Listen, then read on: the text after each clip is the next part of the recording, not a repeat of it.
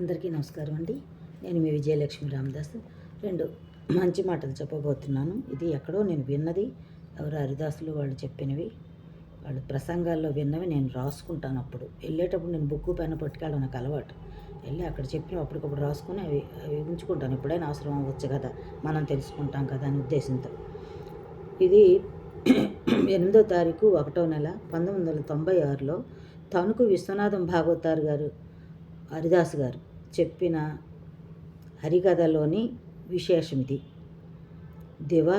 దివాకీర్తి అన్నారు. అంటే ప్రతిరోజు కీర్తి, ఆయనకి ఇప్పుడు అప్పుడు అని లేదు, నిత్యం నిరంతరం ఎల్లవేళలో ఎప్పుడు కూడా కీర్తితో ఉన్నారని శ్రీకృష్ణుడు నారాయణదాసు గారి గురించి రాసిన పద్యం గురించి చెప్పారు. శ్రీకృష్ణుడు నారాయణదాసు గారు రాసిన పద్యం అని అమ్మగారు చెప్పారు.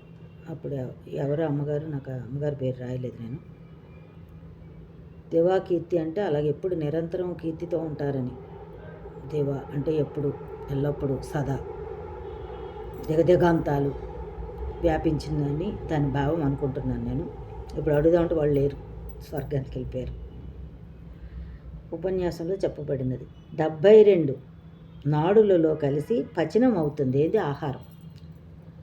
మనకి 72 నాడుల్లో కలిసి మనం తినే ఆహారం పచనం అవుతే అంటే జీర్ణం అవుతుందని, జఠరాగ్నిలో కలిసి మనకి ఈ ధాతువులకి శక్తిని, పుష్టిని, మన శరీరంలో రక్తాన్ని, అన్నిటినీ, మధ్యని మొత్తం సమకూరుస్తుందని దీని అర్థం.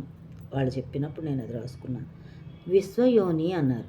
విశ్వయోని అంటే అమ్మవారండి. ఈ విశ్వాన్ని సృష్టించింది, కన్నది, పెంచింది ఆమె కాబట్టి విశ్వయోని అనే మాట ఆదిపరాశక్తికి, ఆ శ్రీమాత, శ్రీ మహారాజ్ఞికి చెందుతుంది.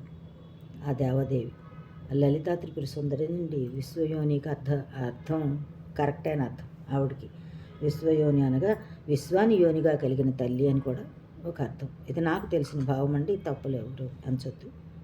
ఇది నేను ఆ విధంగా ఊహించుకొని చెప్తూ. విశ్వయోని అంటే అమ్మకు మించి ఎవరు ఉన్నారండి?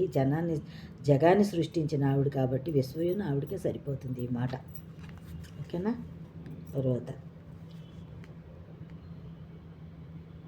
కౌమిది అంటే ముసలితనము లేనిది అని అర్థం.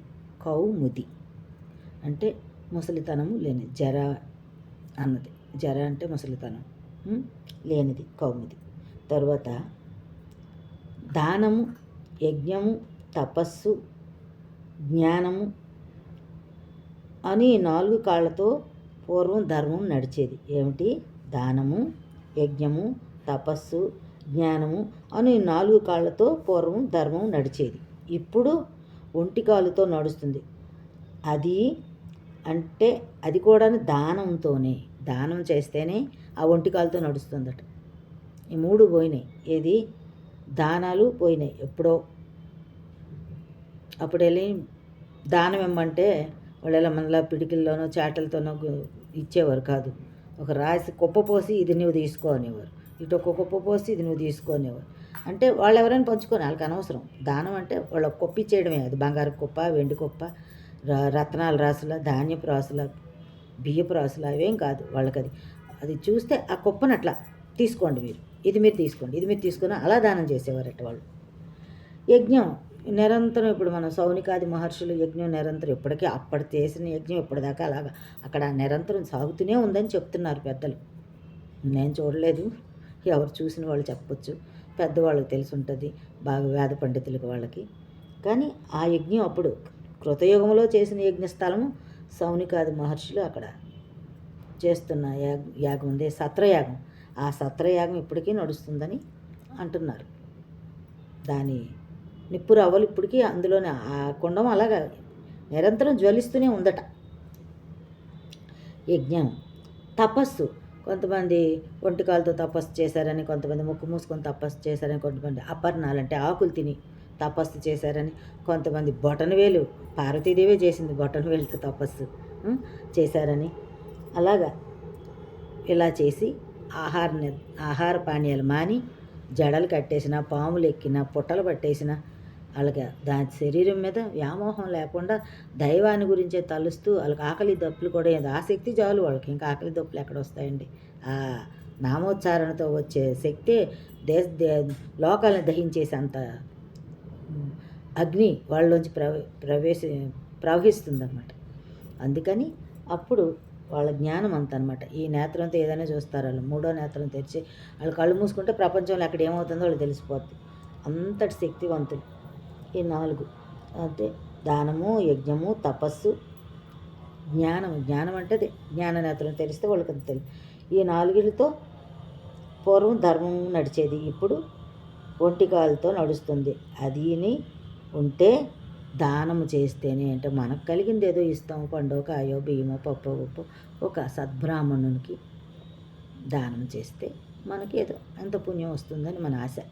ఎందుకంటే మనం పుణ్యం కొద్దీ పురుషుడు, దానం కొద్దీ బిడ్డలు అనేవారు. మంచి పళ్ళు దానం చేయాలంట.